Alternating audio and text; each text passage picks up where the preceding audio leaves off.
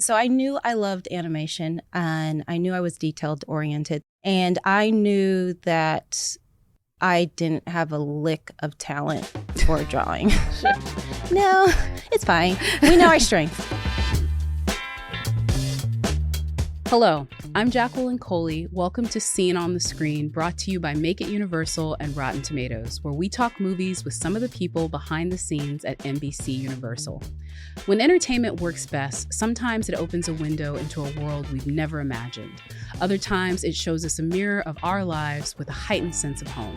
In today's episode, you'll learn how an early love of animation turned into a lifelong passion. You'll hear why it's important to meet people where they are and celebrate who they are. And you'll hear about a meet cute that's worthy of a rom-com. My guest today is Morenike Dosu.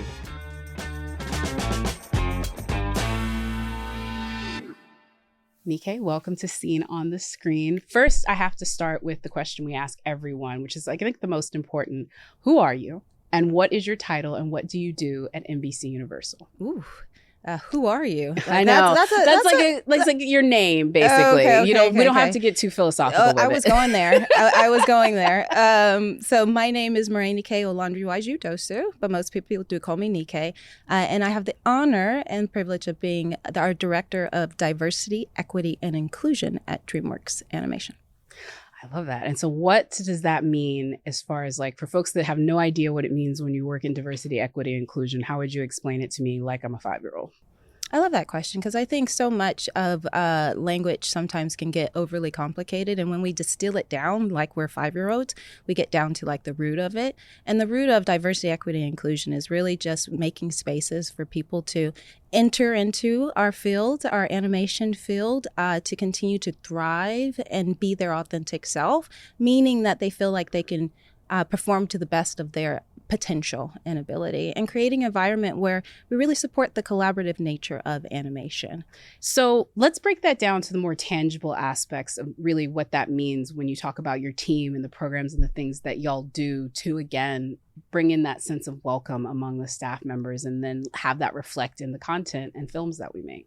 It's so pivotal that we create a space where people can really bring them whole selves. And part of that, for instance, is tapping into our employee resource groups, which are our ERGs.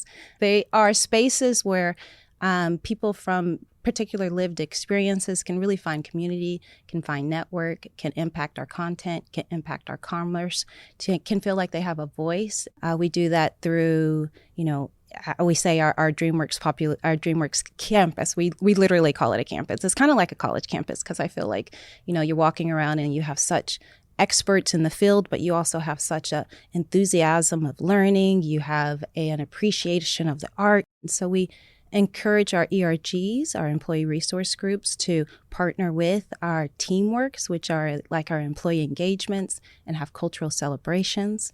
We also encourage them to feel free to connect with the filmmakers. It's quite collaborative animation. Yeah. I mean, honestly, it's one of the reasons why I really appreciate it. But then we bring them in a structured way to have an avenue to, again, see really early content cuts and reflect on their unique lived experience, not as cultural experts, because we also bring in cultural consultants, but as moviegoers and people who, love that process. Yeah, I love that. This is not a job that I think, when you're in second grade, you're like, this is what I want to do. I know exactly what I'm going to be about. But you came to it through a journey. So I'm curious, what was the journey that brought you into first, maybe just Universal in general, or maybe to the DEI, that's diversity, equity, inclusion space?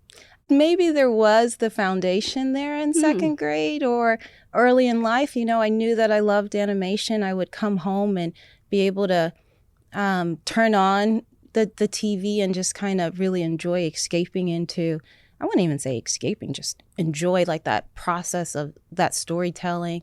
And then as I got older, high school, I'm supposed to be cool. I'm supposed to be out. I'm supposed to be a high schooler, but I didn't mind coming home and turning on like the afternoon blocks of animation. Some Darkwing Duck or stuff, right? That is a bop. The theme song thank you. is Go ahead. Such a bop. You go ahead. There's also like this random thing I just want to mention. John Williams' son is like one of the like premier animation singers. You remember like Gummy Bears? Oh my gosh. He sang that theme song. Yes. That's John Williams' kid. Anyway, I just want to say that like. But now I can't get it out of my head. And as I talk and I get back on track, all I'm thinking is bouncing here and there and everywhere. Okay, there were so many great bops from those afternoon animation shows. But anyway, continue. Okay, so, and then you see how my face is like lighting up and I'm getting all enthusiastic just even remembering. So I would come home and really enjoy that. Yeah. Enjoy that couple hours of just like, you know, being in animation. And then I had younger siblings. And so again, you know, it doesn't, animation people tend to think of it kind of like in that earlier years. So we would have various movies on VHS and be able to kind of like watch them and enjoy them, or Rugrats or whatever it was. And so I knew I loved animation, and I knew I was detailed oriented thanks to my father. And I knew that I didn't have a lick of talent for drawing. No, it's fine. We know our strengths. Hey, so I know where your strengths lie. Right. Yeah. So then, you know, in high school, you're given the question of what do you want to be when you grow up, and kind of just through that research process, I realized that there was a role where I could be a part of animation. I could not have to draw, but then I can also kind of create and foster community in this, you know, collaborative medium where you have all those hundreds of names. They need kind of like the mama bear. Yeah, and that really spoke to me, like being able to help that process happen without necessarily being just the director or the animator. Yeah. And so that has been my North Star, which is animation production management, animation producer. And then that brought through you, that, I've kept being a part of animation production management. Eventually, you know, making my way around the world until I entered into DreamWorks as an artist manager. And then from there, again, a core component, a core through line is fostering environments where people can kind of, you know, connect and collaborate. And that is, again, a core tenet of diversity, equity, and inclusion. Love that. So today, obviously, we've talked a little bit about you. We're also going to talk about some of the things that you've enjoyed and loved and seen on the screen. And don't feel intimidated, though, because these are things that are going to feel familiar to you. And yes, it is a bit of a quiz. But again, these are things that I feel you know quiz? That it's kind of a quiz. Let me put it this way. I'm going to give you a quote. And this is going to be a quote from a movie that you've seen on the screen. And hopefully you're going to remember what it is. But if you're not, I got the answer right here. We're good. So we're good with it. This quote: "Is it possible, or could I have just imagined it? Have my children by any chance been climbing trees today?" Oh, I don't have a good Austrian accent. Sound of Music. The Sound of Music. The Sound of Music. See, like this is right in your wheelhouse. Okay. I love Christopher Plummer. Okay. I love him in this movie. Mm-hmm. Like seriously though. But yeah, Captain Von Trapp. Mm-hmm. He might have been the first, like one of those first, like, this is different. We think Captain Von Trapp is hot. Let's be real. Like, I think it's popular opinion. It's a popular opinion. Talk to me about your relationship with The Sound of Music. Oh my goodness, that movie was made way before. I'm going to say way before I was. It's your way before, yes. Okay, 1965, way before. Yes, but it was a movie that I don't know how I stumbled into it, but I enjoyed so much growing up. I think it's the themes around recognizing that kids needed to be kids, bringing kind of like that fun back into the home, the bond that they had as a dynamic family. I grew up in, I say that I am a single, an only child. I say that I'm an only child, but I have 7 siblings. Ooh. Yeah. Cousins? No. Not actually siblings. Oh, wow. Really? Yeah. Really? And that's because my parents, they divorced when I was about 2. Oh, wow. And so technically I have an older half sibling, and then there's me. And then they both divorced, so I've always kind of bridged 2 families. I stayed with my mom's family in California during the school year, and I would fly back to my dad's Nigerian family, is what I call it, in the summers, right? And so I'm bridging two families, but they both found love again. Oh, wow. They both remarried when I was pretty young. So I've always just had two families with so much love there. Oh, wow. And from that, then they also had children. So that's why I have another two siblings on my mom's side, and then a younger stepbrother and three younger sisters on my dad's side. That's so cool. Yeah. I mean, I'm an actual only child, but I have very close cousins. So that's why I thought, and not like play cousins, like real ones, but my mother's generation is 13 across. Oof. So my mother's mother had 13 children. Okay. And besides me, all of them had at least 5 kids. Okay. So do that math. That's a fun reunion. Not all of them had kids, but if they had kids, they had at least 5. So I have a lot of cousins. And so I thought you were going in that direction, but yours is even better. That is such an interesting, literally like very Despicable Me 4 of the like, we've created our new family. Exactly. And I think part of that is that, that opportunity to again, identify and be your own self within your family, but then still have that love. And then, of course, the romance. Like you can't. Yeah. Even when I'm thinking, failed romance, the 16 going on 17, you still had that chance to connect with someone. And yeah, I'm a sucker for romance. Oh, no, that's a great, we are all sad that Rolf couldn't like fulfill his promise of being a good dude. But I don't know if I like. Still a bop. We won't talk about Rolf. It's still a pop. Mm-hmm. Here we go again. Humans don't feel anything. They're numb from the brain down. Is that another rom-com, Fern Gully? Yeah, technically. Also a very, deep environmental treatise on like, the horrors of corporatization and deforestation. But you're right. At the heart of it is, Kira and is it Sam? What's his name? Mac, maybe? I forget the gentleman's name. Oh my goodness, I'm forgetting the name too. But either way, they fall in love and I'm with it. And another one with a good bop because we've got Tim Curry singing. Yes, like talk about villain. Yeah. Right? He's done a lot of good villains. He's got a villainous voice. So I don't want to say, I'm not going to try to diminish it. Is it the environmental message that drew you into it? Was it the comedy? Was it the animation? Or was it kind of the mix all together? I am going to say it's the mix altogether. Because if you think about it, like that was, yes, there's the rom-com, but then there was also like the forest, the new world, right? Mm. Being able to enter into someone else's world. There's the art with the 2D animation, but also like it was an Australian rainforest. So that opening scene with some of the Aboriginal art there. There's the humor in, and Robin Williams. Yeah. And Batty. But then, there's the deep sort of environmental message.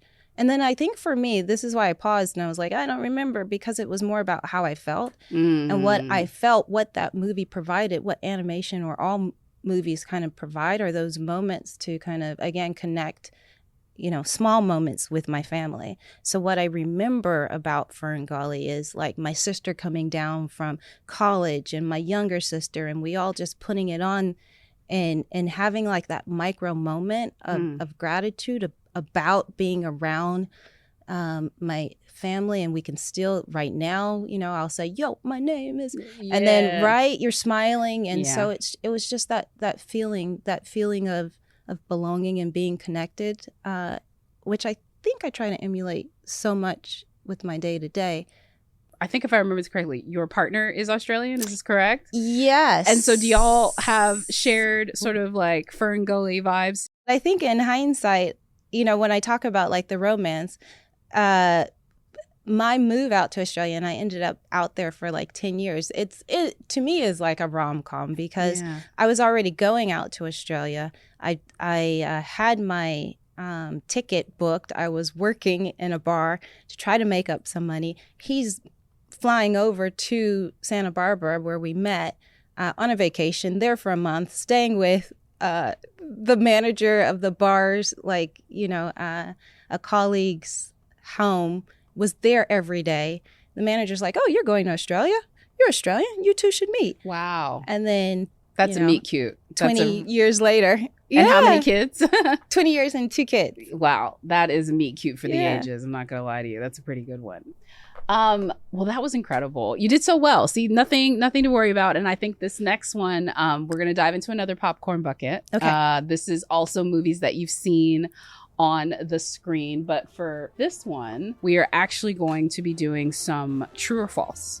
So I'm going to give you a statement about a film that you've maybe seen on the screen, and then you have to tell me whether it's true or false.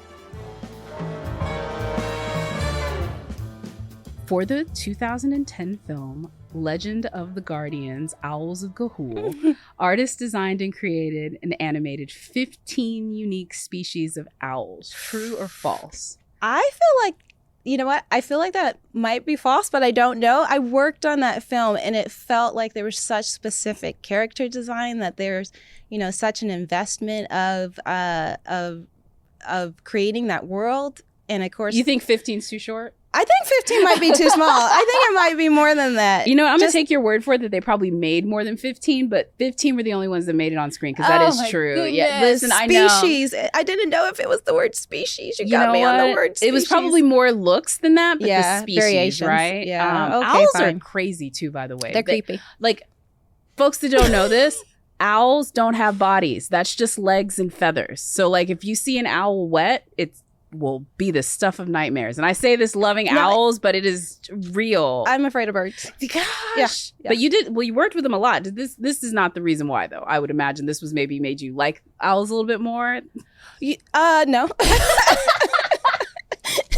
It's a good thing they're animated. It's a good thing they're animated. It made me appreciate the animation process, but no, there's still no love for owls. Oh my gosh. In addition, I will add this. In addition to those 15 owls, Animal Logic's teams of artists designed and created and animated many other forest animals and creatures such as snakes, crows, bats, centipedes, bees, beetles, bugs, moss, a hermit crab, a Tasmanian devil, and of course, an unkidin. Echidna. Okay. Oh, echidna. Okay. Okay. Girl. Echidna. I wouldn't have never gotten that. I know the character, but I don't remember their name. That was one of the first movies that I was able to move back into the animation world. And again, remember how I talk about wanting to create spaces where people can bring like their culture and who they are? That was a movie where we brought in so much talent, but it was global talent. It was literally people from around the world. And so, I would have the Spanish crew from Spain, or the Italians, or who I reported into was German. And no matter where you were from, you wanted to create, again, this beautiful content. And then the other beauty of it is that, I think sometimes we work on these projects, and of course I can appreciate the process of it, but then my kids have stumbled upon it of themselves, right? On their own. I think maybe too, there was an intentionality, a choice to leave the actors' voices with Australian, accents. So maybe they recognized that. I don't know what it was, but I remember them finding my name in the credit, and it was just like a full circle moment to this, this medium that I loved since I was a kid. Being a part of the process, which I've wanted to and aspired to since I was a kid, appreciating the content that came out, and now my kids appreciating and enjoying it in their own way. And then also having it be a part of Australia, which was like most of my adult years, like, I don't know, moment of gratitude and being able to have that.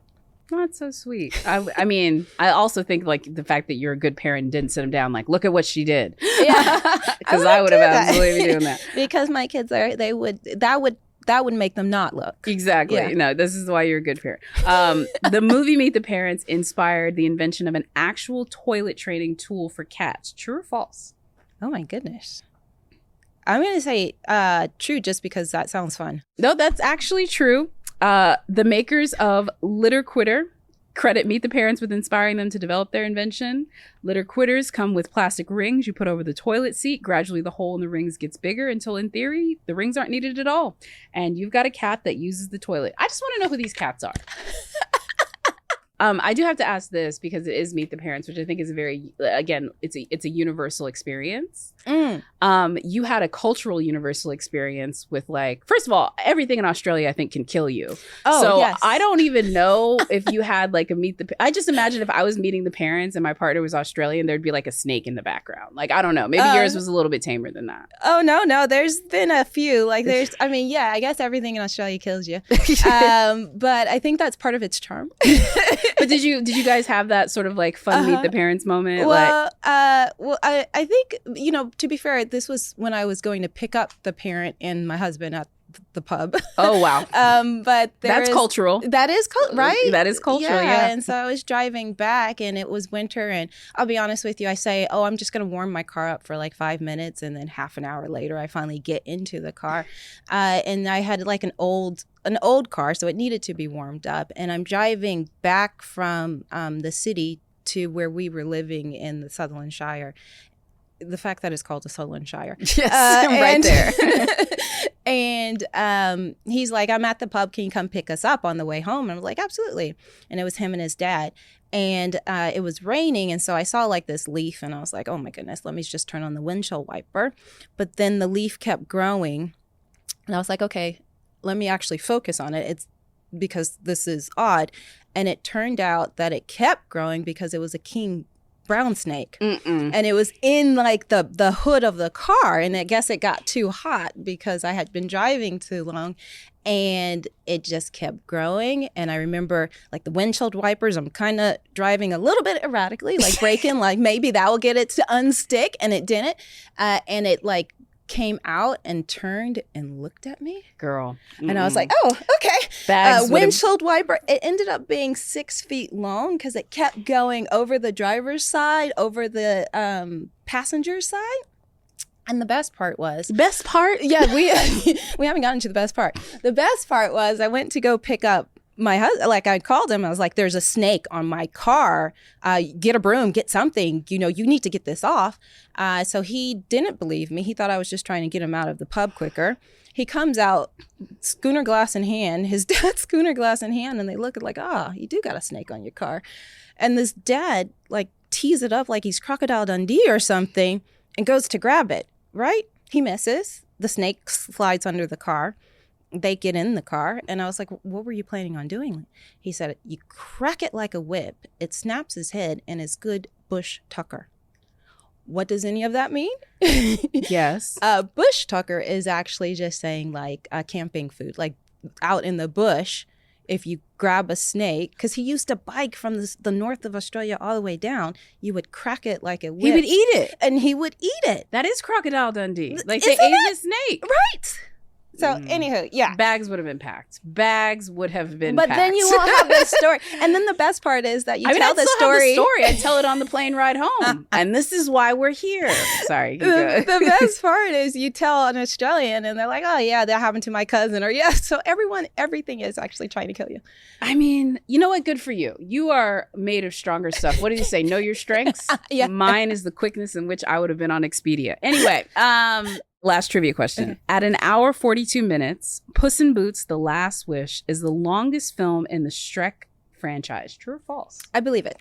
Yes. True. It is true. I love that. That movie was so good. It was just perfect. It was like a Christmas holiday break and just feeling like very deep feelings about Puss from Puss in Boots. Like, I was like, this is real. Post-pandemic, midlife, that movie hits really hard. So if you haven't seen Puss in Boots: Last Wish, please see it. I agree 1,000%. And I think that's part of the beauty of animation is that like sometimes you can hit those deeper themes and deeper topics on almost like a universal level. And I think people are a little bit more receptive to it, Yeah. And so like even that scene with the panic attack, right? Yeah. How deep was that? The fact that you're talking about death. Yeah. Realistically, giving kids this idea of like savoring life as like a lesson in a film that's going to go to kids, Yeah, but I think the beauty too is that because parents take their kids to it, you want it to, transcend many viewers. Yeah. And I think it did a beautiful job of connecting with so many different people. Yeah. And I will say too, it's another one of those movies where I think sometimes we think we can't give kids darker material, like they're not ready for it. I mean, I was a kid that was raised on like Secret of the NIMH. So like, let's be real. There's dark things that we were brought up on. And I like that this one didn't shy away from it. It was still funny. It was still hilarious. Antonio's great with it, but it talked about, you know, like there's the last sort of scene where he's like, I'm going to live my life. Like that sort of like him riding off into the sunset saying it may be my last life, but I'm still going to do this. It's worth fighting You know what I mean? Yeah. And I love too that even like the secondary characters had major sort of connection moments like that. The dynamic between Godi and her family. Yeah. You know, I know I said before how I came through blended family, but I have two families because my stepdad never treated me like a stepchild. Yeah. Like I have so much love in my life growing up. And it was clear that Mama Bear had that same love for Godi and her brother, like that same love. And then the humor, of course, was there, right? But it was just like those, again, that found family, but that deeper sort of theme. Don't disagree. You have been an incredible sport through all of this. And I will say it's slightly intimidating because it's like, I don't remember. Is this a trivia question? Thank you for being here today. Thank you for taking us on your journey to NBC Universal and all the incredible things that you do in your role. And yeah, thank you so much for being here. Thank you for having me. This has been fun. It's been fun.